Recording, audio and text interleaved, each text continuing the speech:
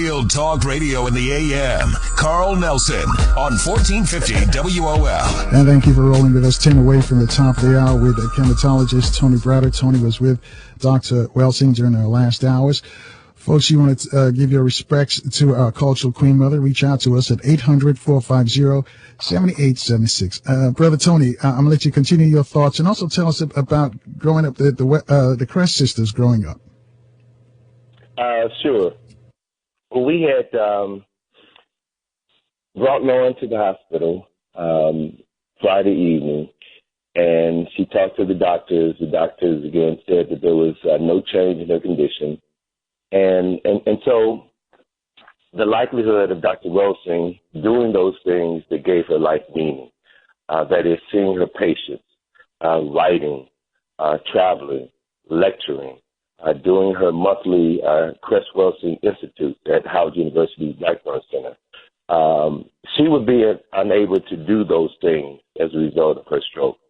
And Lauren shared with us that she and Dr. Welsing talked about what would happen if either one of them were in this condition, and that if she was, confined to a wheelchair, unable to move or do the things that would add value to her life, then they would not want to live.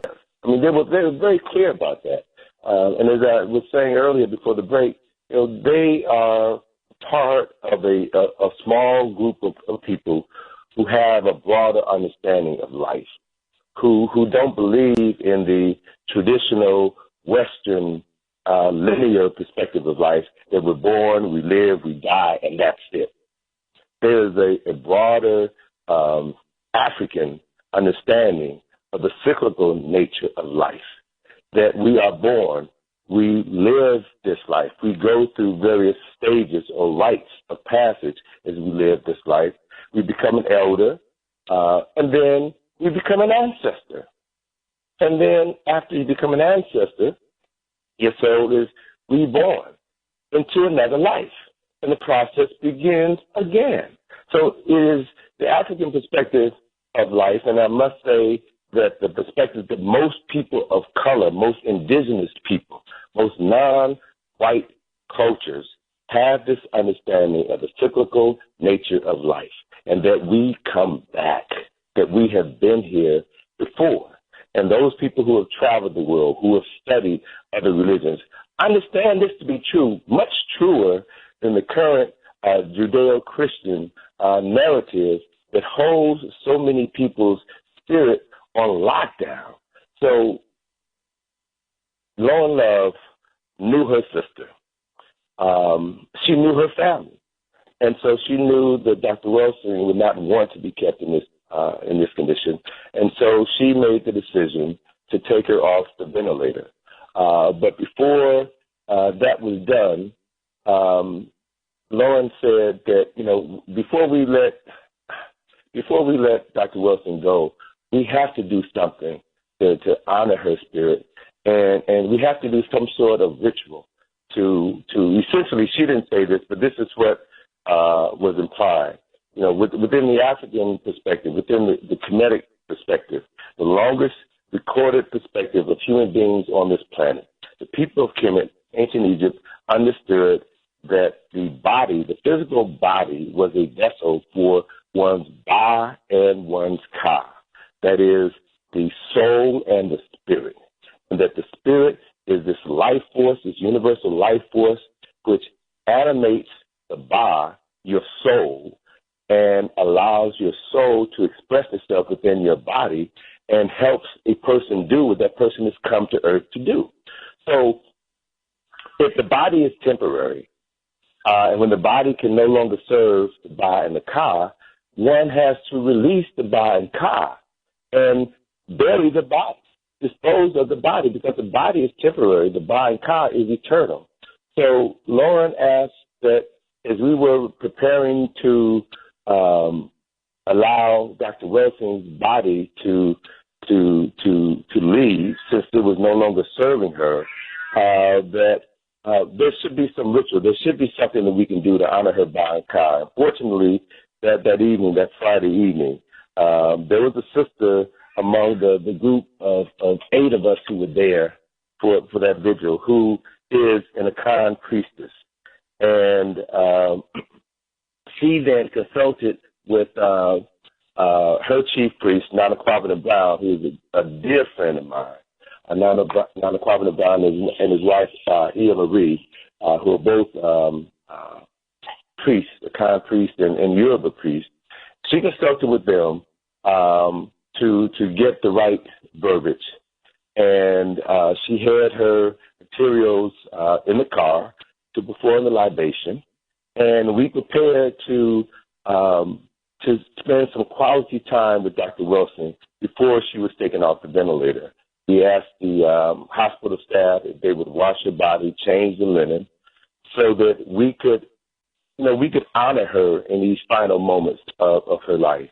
And brother, I want to tell you that the time that the 8 of us spent in that room, surrounding Dr. Wilson, praying with her, for her, doing libations, calling on her ancestors, her mother, her father, her grandparents, her uncles and her cousins, calling them to be with her and to receive her, calling on the ancestors, Malcolm X and John Henry Clark and A.C. Hilliard and Shashi McIntyre and others to be with her and receive this sister, to receive her bar in her car.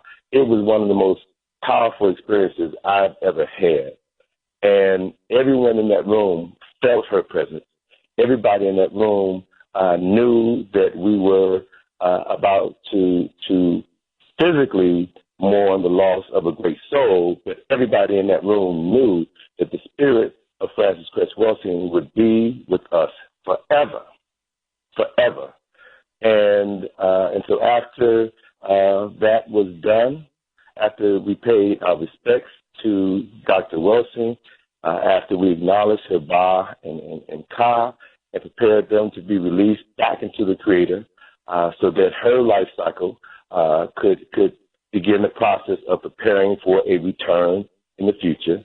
We were satisfied. We were all satisfied that we had done the right cultural thing. We had done the right spiritual thing. And after that, the hospital attendants were allowed to come in and remove her from the ventilator, which they did around 5:20 in the morning. And within 7 minutes, Dr. Welsing was gone. And so we were there with her as she took her last breaths. We were there to say her goodbyes, to hold her hand, to caress her, to let her know that she was not alone, to let her know that she was loved. And more importantly, we were there to release her Ba and Ka back to the Creator so that she now can prepare for this next stage of life after life. And within the Kemetic tradition, that next stage is for her Ba to be led into the hall of double Ma'at, where her heart, her heart, her soul would be weighed opposite the feather of Ma'at, and she would declare the 42 admonitions of innocence. And then after that very important part in her afterlife. Hold that thought right there on the afterlife, Brother Tony. Wow. Getting some deep information here, folks.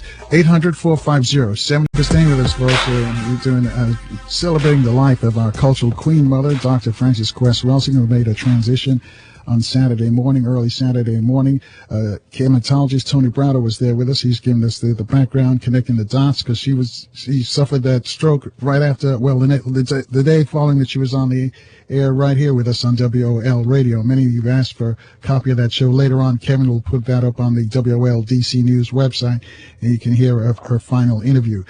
But just one program pointed on Thursday, we're going to have a very special tribute to Dr. Welsing. Tony will be back with many of her peers. We're trying to make sure that everybody's in place. We've already spoken with Dr. Anderson, Umar Johnson, and also we're trying to reach out to Renoko. Last time we spoke about, but he's somewhere moving around in Europe. The Quasis are in Ethiopia somewhere, so hopefully everybody be in place for Thursday. 800-450-7876. We'll get a chance later. Also, her mentor is going to join us, Neely Fuller Jr. You know, she likes to refer to Neely Fuller Jr., but giving us, telling us about the code, the system of white supremacy. But anyway, Tony, I'm going to let you finish your story because it's intriguing so far. Sure. Well, you know, what's so important, what Dr. Welsing and other scholar warriors such as she, what they dedicated their life to was to help restore the historical and cultural memory of African people living in the diaspora, helping us to know who we were, who we are as melanated people, help us to understand who we were, who we are as the mothers and fathers of humanity, of culture and civilization, help us be able to look beyond the limitations that have been imposed upon us by a society, by a system that has never loved us, that has never demonstrated any true concern for our well-being, a society that has stripped us of our names, our language, our relationships with the Creator, and all of those things that constitute a culture of a people.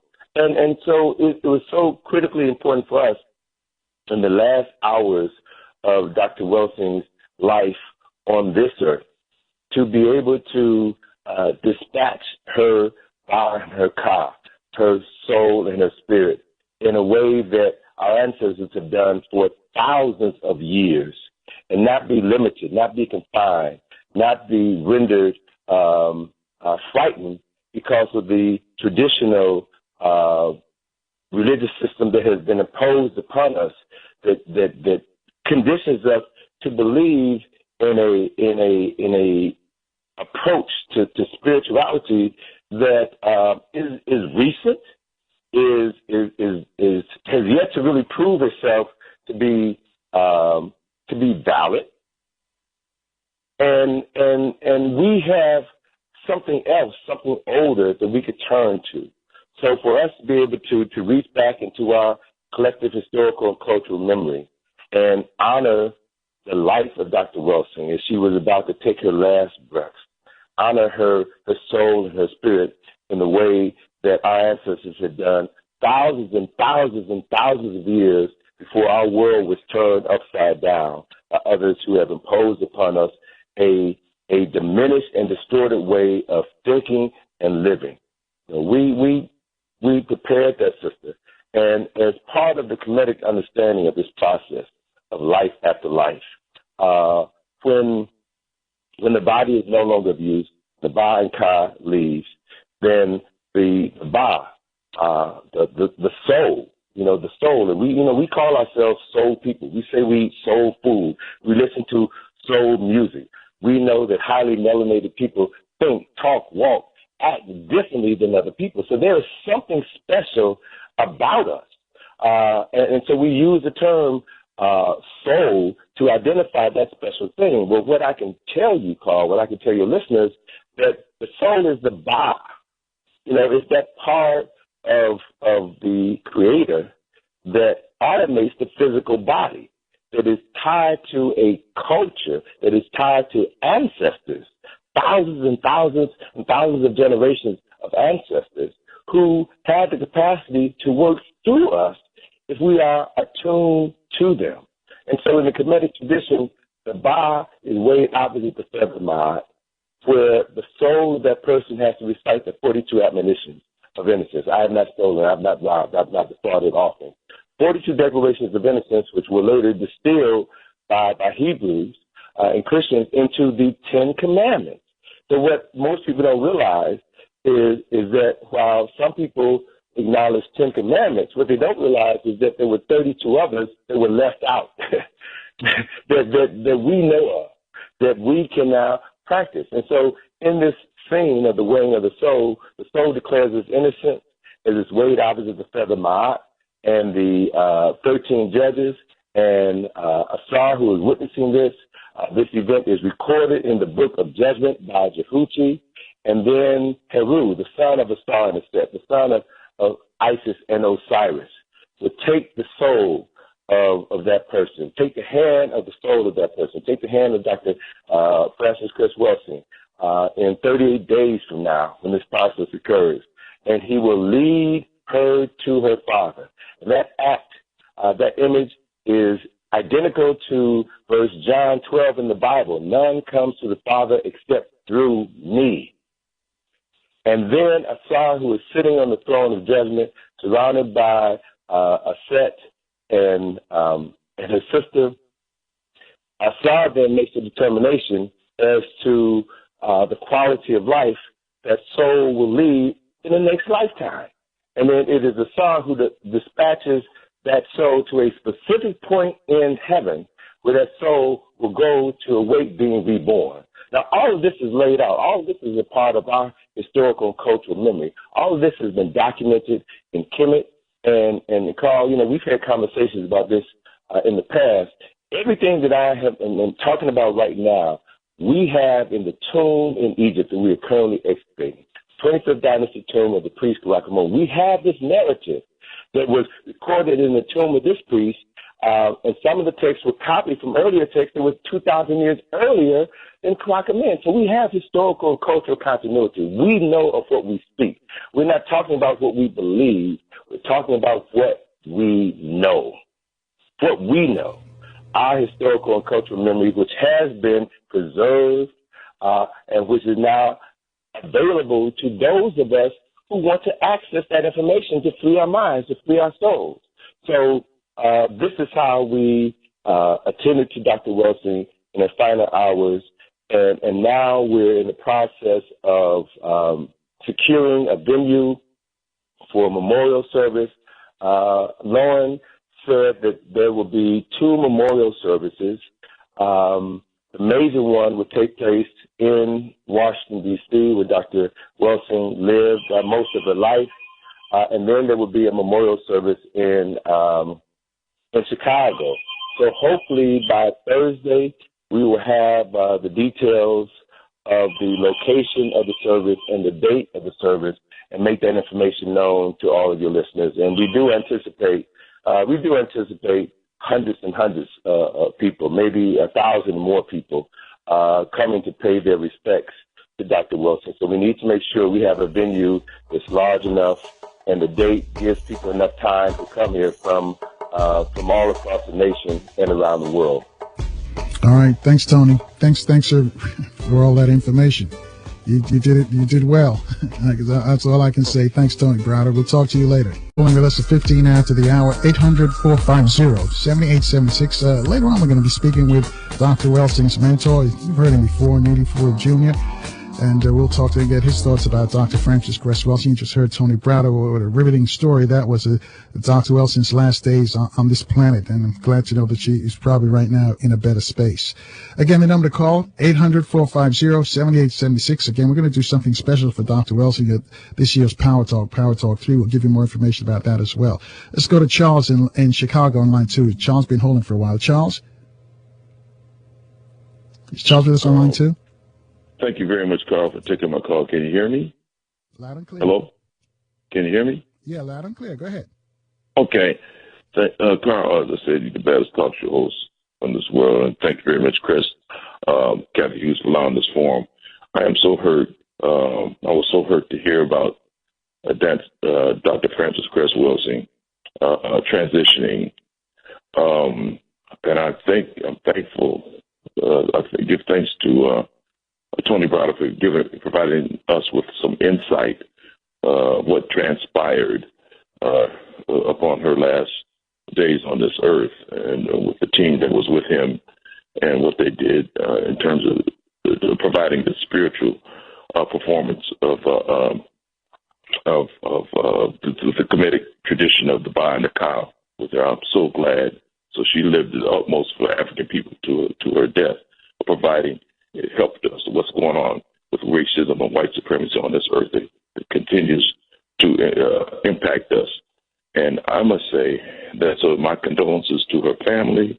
But I must say, I heard her the last time she was on your show. And, I heard her talk about this white school that was giving her trouble. And that the court systems kept ruling against her or something along those lines.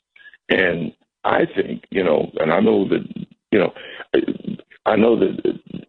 Tony Browder gave his best conveyed to us exactly what transpired. But, I think the stress of her on with these white folks messing with her, which is their MO, and they knew that she was a giant and an icon in the black community of telling the truth of what's happening to us. I think they had an impact on her stress in providing stress in her life regarding how they was treating her. And I think she was by herself. And it's amazing that we couldn't, as an African people, did more to be with her and to support. I mean, I don't know. I live in Chicago, and she was in D.C. I don't know what kind of support system she had there, but I'm just sort of upset. And Carl, let me say this: we as an African people have a right to feel the way we feel about, as white folks like to say, conspiracy theories, because considering what they've done to us consistently. Well, I would say immoral selves as they walk this earth.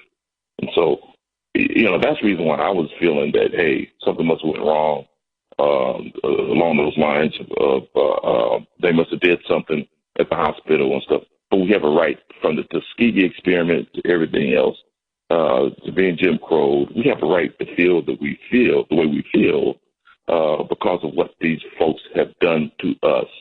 And so, to that end, Carl, I talked to her on the phone, and I was conveying there some situations I was going through, being in the military, facing racism and so on and so forth, and how they treated blacks in the military. And I never had a chance to connect with her face to face, but I talked to her over the phone, and I'm just so sad that I didn't get a chance to meet her in person. But if they bring the memorial here to Chicago, I'm gonna look forward to attending that homegoing that part here in Chicago. So thank you very much. Thanks, Charles, and we'll let you know when those dates come up. Thank you for your call. 20 after the hour, 800-450-7876. Just keep moving. We got calls from all over the country. Let's go to line 3. Terrence is calling us from Watts in Southern California. Terrence, your thoughts on Dr. Welsing? Yeah, Carl, I'd just like to thank you for having this show, and thank Kathy Hughes for providing the platform that we were able to speak to Dr. Welsing and listen to her almost on a daily basis. I was reminded I had a dear friend and sister that I had given her the ISIS papers to about 10 years ago, and she fell in love with the book, and we lost contact, but I ran into her about 2 years ago, and she was telling me about how she had given the book to other people and how she just loved Queen Mother, Dr. Welsing. And I told her sister, I said, well, you know what? All you have to do is tune in to WOL on the computer, go online or whatever, and every morning they have the Carl Nelson Show. And Dr. Welsing is on there like every day. And Carl, she was like a co-host to this show. You know what I'm saying? I'm still almost every day. I mean, sometimes you'd have guests on and people would get off base and off track, and right on cue and on point, Dr. Welsing would call and get people back online. And, I'm reminded about how Dr. Leonard Jeffries, and I'm sure you'll probably have him on sometime, how he told us about that Pan-African conference they had in Newark, New Jersey in 1967, when Dr. Welsing petitioned all the intellectual brothers to take to the streets and to free our people from the jails.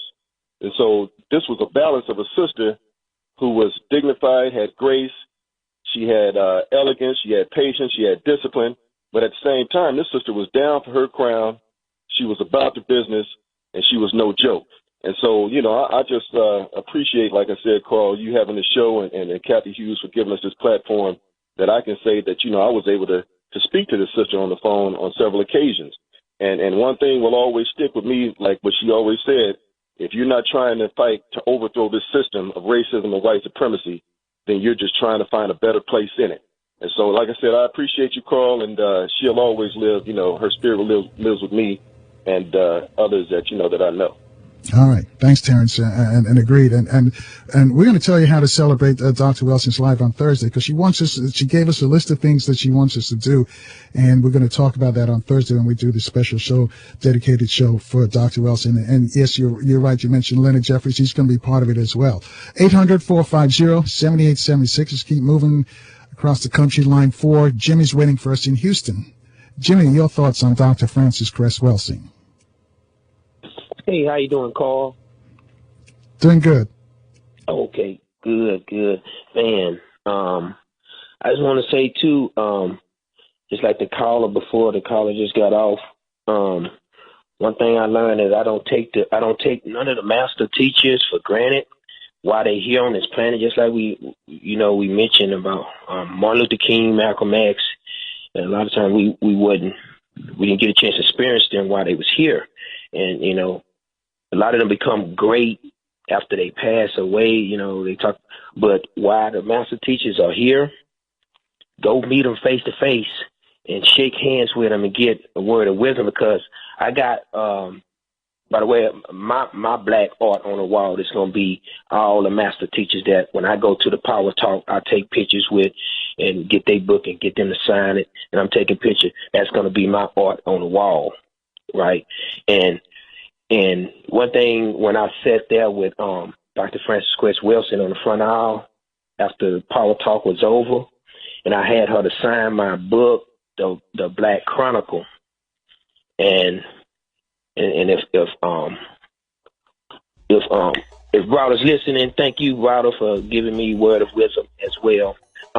But Frances Cress gave me a word of wisdom. I shared with her my vision. And right, hang on a second, Jimmy. We got to take a quick break. 28 after the hour, we're celebrating the life of our cultural queen mother, Dr. Frances Cress Welsing. And then you heard how she made a transition from Tony Browder. And again, on Thursday, we're going to have a special program, tribute to Dr. Welsing. And later on today, actually, her mentor, Neely Fuller Jr. is going to join us. Jimmy, can you wrap it up for us? Go back to Jimmy in Houston on line 4. Jimmy? Yes. I just want everybody to uplift Neely Fuller and call if it's possible, you can get Neely Fuller to the Power Talk. That'll be great because he's stressful up the But I want to share with you. I share my vision with Frances Cress after the Power Talk 2 was over, and I was like, I wish I could have got on the stage because my vision was to see all the conscious black folks open up water stores all around the world. And she gave me a word of wisdom.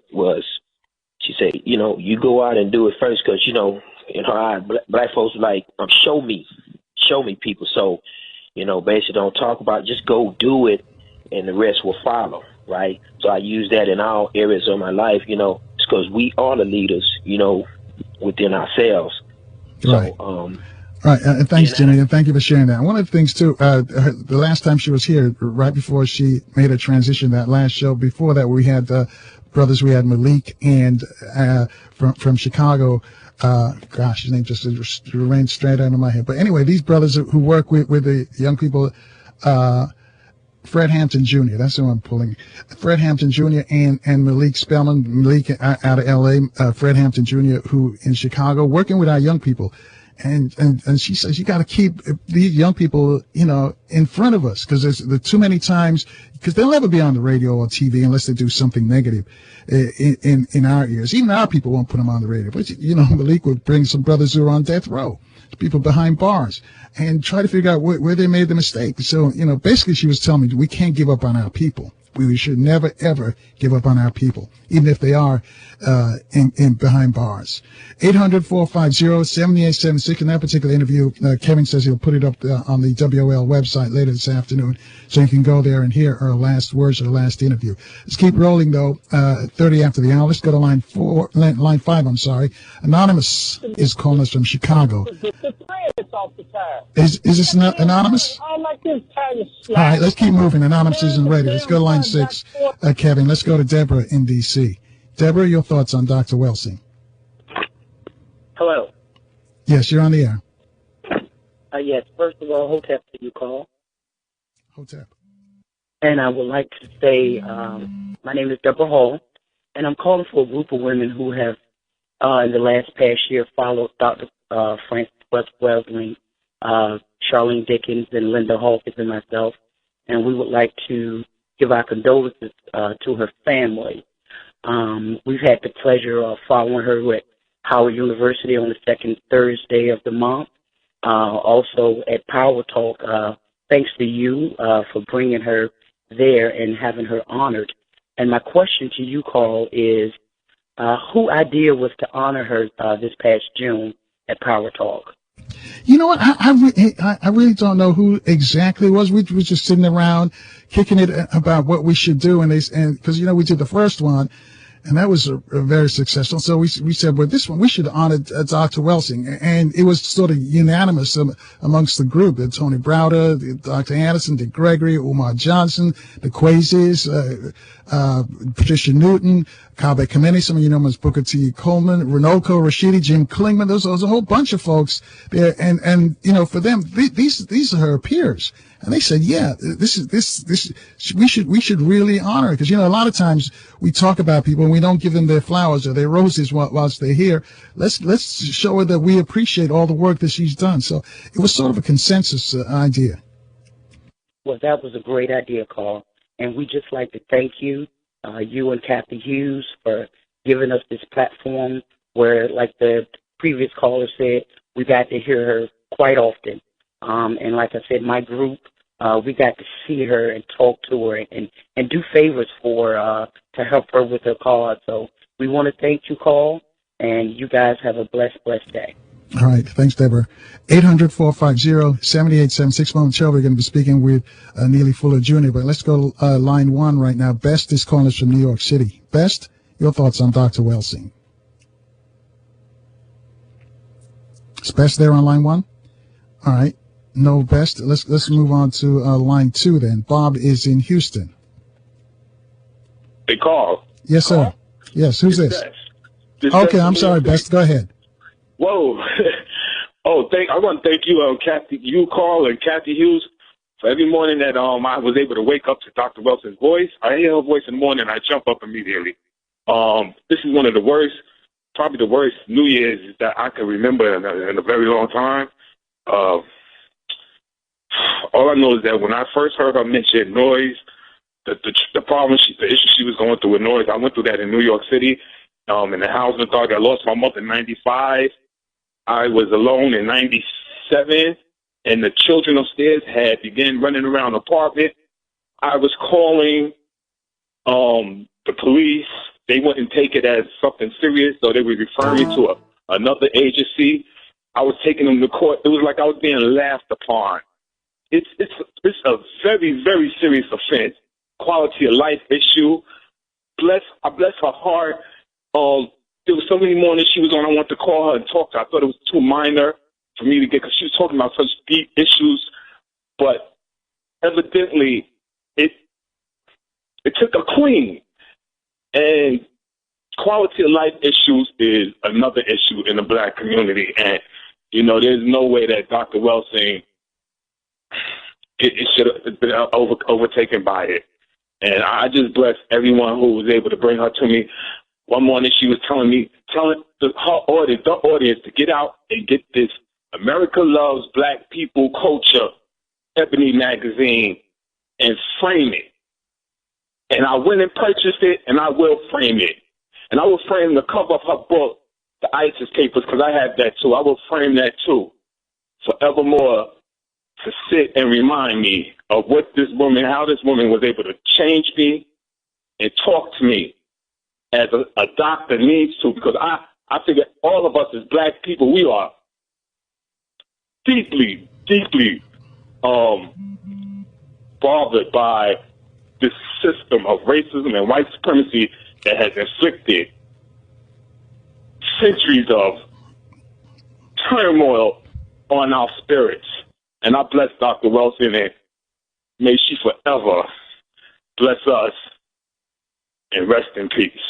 All right. Thank you, Carl. Thanks, Bess. Thanks for your call. And I echo that as well. 26 away from the top of the hour. Momentarily, we're going to be speaking with our mentor, Neely Fuller Jr. But let's go to Bob in Houston on line 2. Bob, your thoughts on Dr. Welsing? We lost Bob. All right. Let's try on line 5. Let's go back to Anonymous in Chicago. All right, I know we're coming to closer on the news, so I'll tell you what, we'll probably just take the news and come back and speak to Neely Fuller Jr. 800-450-7876, that's the number to call. to get in on this discussion. Take your calls after the news update on 1450. We're staying with us, folks. It's 22 away from the top of the hour. Just want to get your thoughts on the passing of our cultural queen mother, Dr. Frances Cress Welsing. As I mentioned momentarily, we're going to speak with her mentor. She mentions him quite a lot when she's on the air, Neely Fuller Jr. But right now, we're going to go back to our phone calls. Let's go to line 4. David is calling us from Silver Spring. David, your thoughts on Dr. Welsing? Not hearing David. Let's go to line 5. Sister Leah is in Fort Worth.